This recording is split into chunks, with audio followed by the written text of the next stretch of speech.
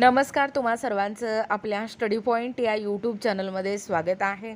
तर DA ऐक 3% महागाई भत्ता वाढीबाबत महत्त्वाचे अपडेट. दसरा दिवाळी गोड होणार. बेसिक पगाराच्या हिशोबाने या ठिकाणी जो सॅलरी आहे तो किती वाढणार याबद्दल संपूर्ण सविस्तर माहिती या व्हिडिओच्या माध्यमातून आपण जाणून घेणार आहोत.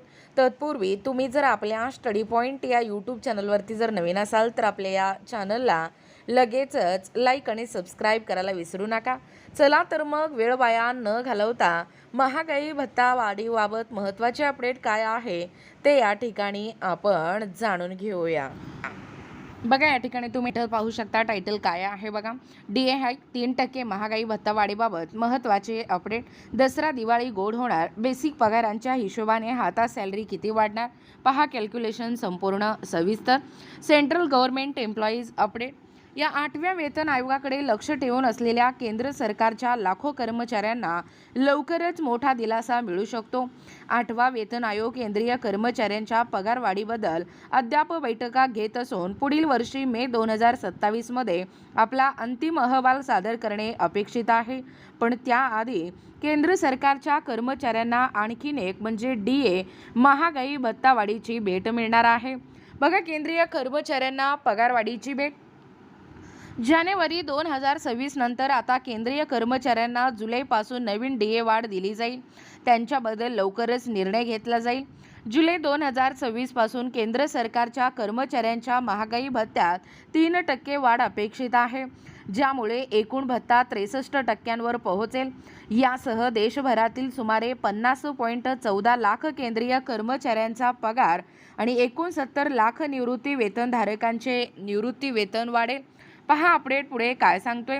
जून 2026च्या AICPI-IW आकडेवारीनुसार केंद्र सरकारी कर्मचाऱ्यांच्या महागाई भत्त्यात 3% वाढीचे संकेत मिळत आहे, पण सरकारकडून अद्याप कोणतीही अधिकृत घोषणा केलेली नाही. केंद्रीय कर्मचाऱ्यांना मिळणारा महागाई भत्ता म्हणजे AICPI-IW डेटाच्या आधारे हे मोजला जातो.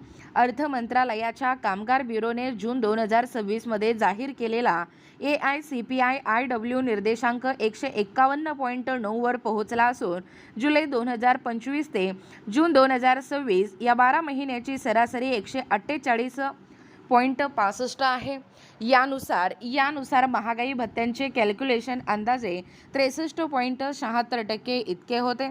बघा, 3% DA व अडीवर पगार किती वाढणार. अशा प्रकारे केंद्रीय कर्मचाऱ्यांचा DA हे जुलैपासून 3% वाढल्यास एकूण महागाई भत्ता 63% होईल.